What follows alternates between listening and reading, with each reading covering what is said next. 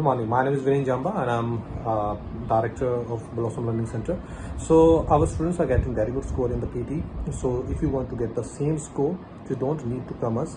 We will reach to you. So the thing is that we will just send you one type of the particularly format that how our students are working here. I just share with you a routine for a 1 week, that if your exam is after 1 week, I just share with you a 1 week routine and you will get surely very good score if you just go with that. I'll just tell you all the things in that, how many things you have to do and what's the timing for that, and how you have to do all the things to get very good score, that is 90 and near to the 90 score.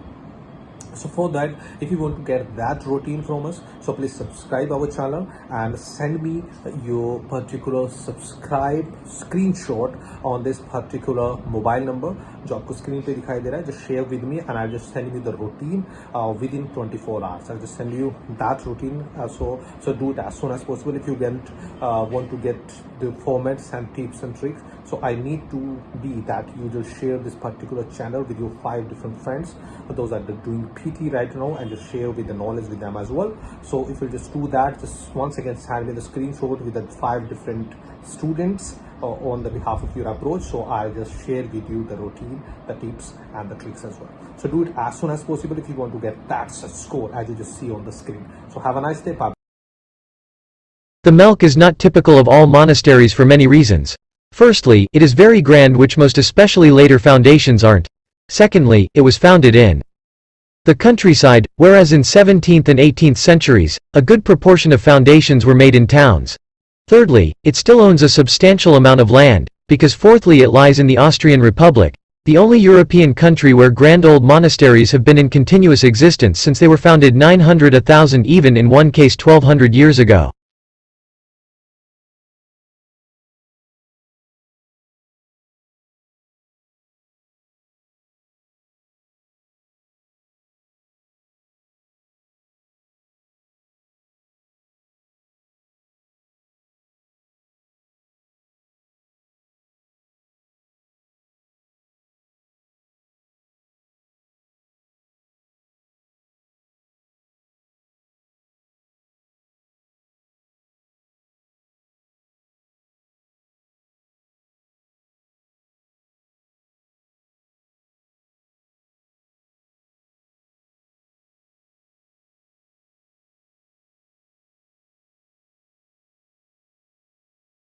So we've known for decades that emissions are rising in the atmosphere because we can see them swirling up around there. So the famous Keeling curve is based on what we can actually see from space. But what you can't easily see from space is how did they get there? It still boggles my mind, but even in the year 2021, in most countries and most sectors of the economy, our process for actually answering where all those emissions coming from is still to ask polluters how much they polluted, just kind of like hope nothing is missing in that inventory, and then add up all those numbers, sometimes manually on paper. It's amazing that every single country in the world has agreed to this process. It's one of the great things that brings me hope, that everyone in the world is essentially contributing to this process. But it is such a stopgap solution. If we were really serious about stopping climate change, you can only manage what you can measure, and we need to have more information. We need to have information, not like letting it take years to compile manual reports. I mean, there are countries that haven't had an emissions inventory in 20 years. What are you actually supposed to do with information that old? We need to not just be looking at what are the emissions of entire countries, because if you want to know how to reduce them, you need to know, right, do I need to go after the cars? Do I need to go after factories? What in my country is driving all these emissions?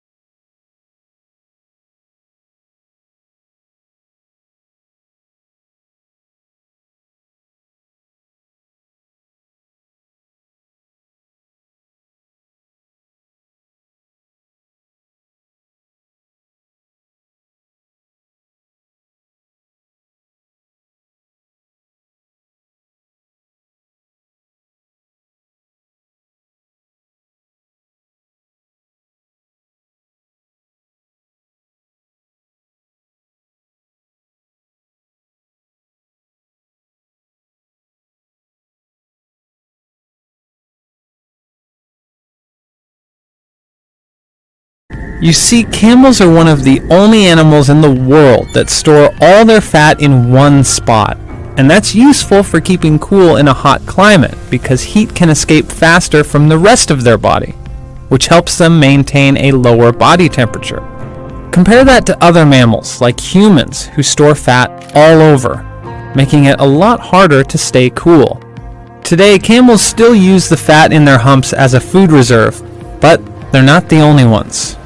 In extreme circumstances, the Turkana tribe in Kenya, for example, will eat camel fat to survive. They suffer a lot from periods of extreme drought. And I have seen these people, they've been very, very short of food, and this is difficult to believe, but it's true, slit open the top of a camel's hump, take out the fat for their own consumption, and then put the top of the hump back on again.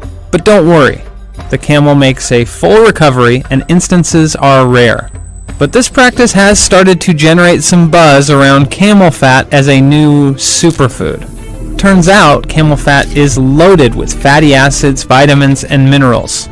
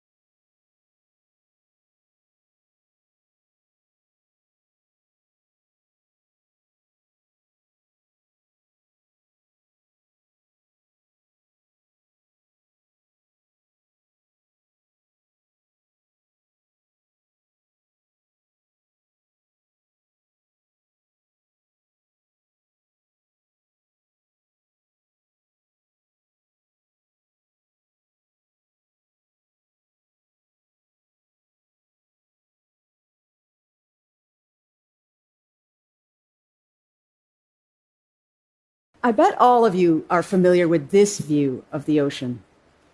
But the thing is, most of the ocean looks nothing like this. Below the sunlit surface waters, there's an otherworldly realm known as the twilight zone. At 200 to 1,000 meters below the surface, sunlight is barely a glimmer. Tiny particles swirl down through the darkness, while flashes of bioluminescence give us a clue that these waters teem with life.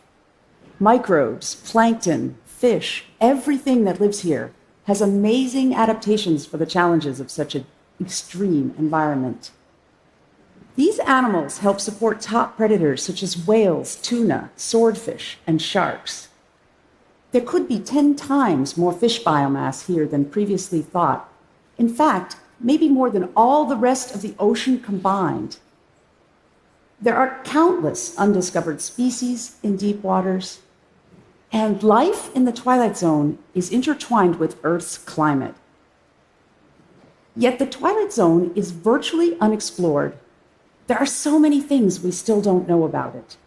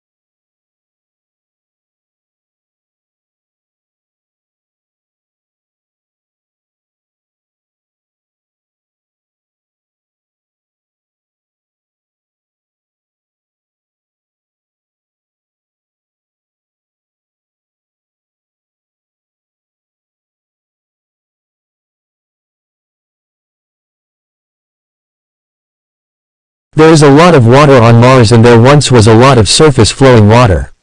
You don't see it because most of it is mixed with the soil which we call regolith on Mars, so the Martian soil can be anywhere from as little as 1% in some very dry desert, like areas to as much as 60% water. So, one strategy for getting water when you're on Mars is to break up the regolith, which would take something like a jackhammer because it's very cold, it's very frozen.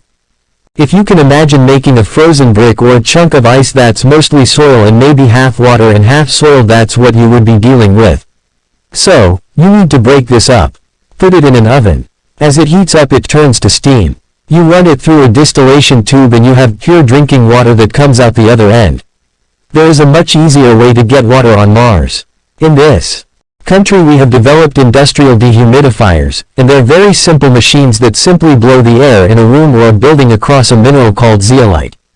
Zeolite is very common on Earth, it's very common on Mars. And zeolite is kind of like a sponge. It absorbs water like crazy. Takes the humidity right out of the air. Then you squeeze it and out comes the water.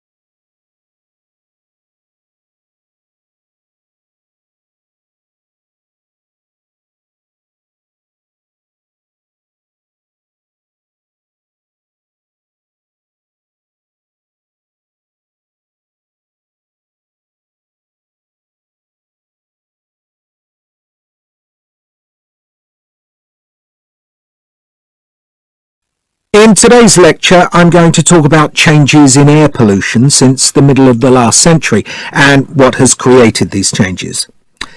So, by the 1950s, air pollution was very visible with frequent thick black fogs known as smogs in many large cities around the world. The main source of this pollution was from factories and it caused severe health problems. For example, a particularly severe smog in London in 1952 caused over 4,000 deaths. Obviously, something had to be done, and in 1956 a Clean Air Act was introduced in Britain. This addressed the pollution from factories and the smog soon disappeared. However, as you know, these days air pollution is still a big issue. The main difference between now and the 1950s is that you can't see it, it's invisible. Also, the main source of pollution now is from cars and lorries, and although these don't produce visible signs, this air pollution is still a significant risk to health. And one of the key factors in the rise of this type of pollution is that we have all become much more vehicle dependent. There are far more cars and lorries, trains and planes than in the 1950s, and this is now the main source of air pollution around the world.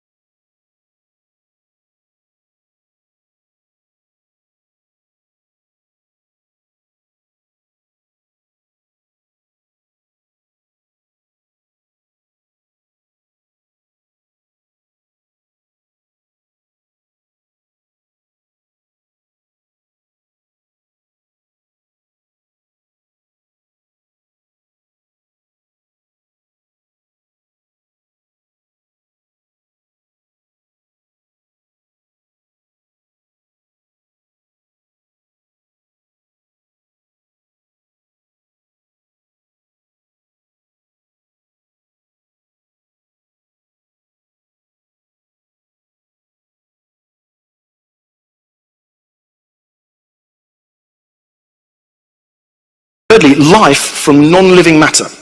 And this illustration often used is the one of the monkeys at the typewriter. Okay, so we have a monkey sitting at a typewriter, and the claim here is basically if you leave chance and time long enough, you will get life. Don't worry about it. Yes, it's strange. Yes, it's wonderful. But leave enough matter, 600 million years on Earth, and you will have life. So the monkey's sitting at the typewriter, and the chances are eventually he produces the complete works of Shakespeare, so what's the problem? So there's no problem, there isn't an issue, right? You just leave him long enough, you'll be fine. And at 1 keystroke a second, the monkey might well eventually get to the complete works of Shakespeare, but he doesn't manage to do it in 600 million years. So what I decided to do to run the numbers is instead of saying type the complete works of Shakespeare, I just ran the numbers for how long would it take a monkey typing at 1 keystroke a second to type to be or not to be, that is the question, right? On average, how long is it going to take my monkey friend at 1 keystroke a second? I don't know how long you think that would be. Maybe you could have a guess. Would it be less or more than 600 million years, which is the period life on Earth is supposed to have emerged within? And when I ran the numbers, to be or not to be, that is the question, takes 12.6 trillion years to type just that phrase. And a DNA string, which you have to have for like the life we have now, doesn't emerge it's not like a sentence's worth of information. A DNA string has got as much information as the Encyclopedia Britannica. Right? So if we're saying that emerged, something of that complexity emerged by chance, undirected, within 600 million years, again, it's mathematically possible, but it's so incredibly unlikely that it would have, that it tilts me in favor of the Christian story in which God creating life is simply a question of saying, let there be, and there was.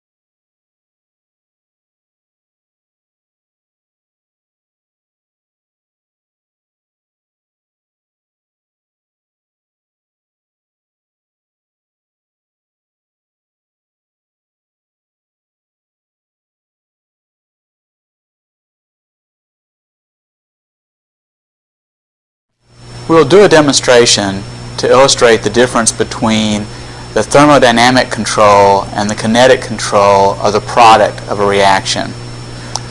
We'll put a 0.05 molar solution of mercury 2 chloride in a beaker. We will add some 0.1 molar potassium iodide. We notice the formation of a reddish-orange solid. This solid is the product of thermodynamic control. It is the more stable product. We will now mix dilute solutions of mercury 2 chloride and potassium iodide. We see the formation of a yellow solid. This is the product of kinetic control. It is not the more stable product. Over time, the yellow product will undergo the reverse reaction and then eventually form the more stable product. The solution turns orange.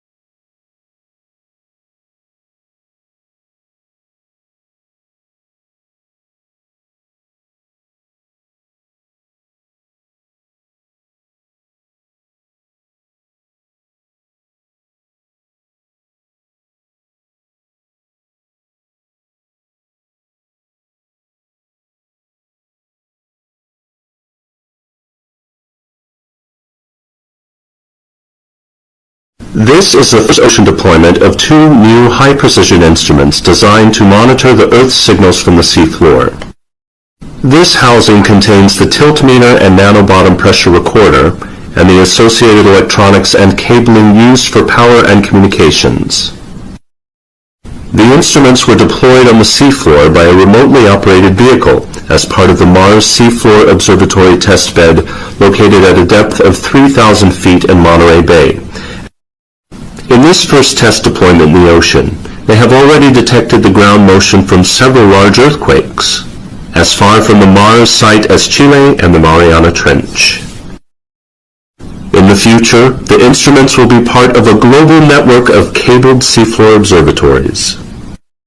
Because of their precision, these two new instruments are already detecting signals which could never be measured before,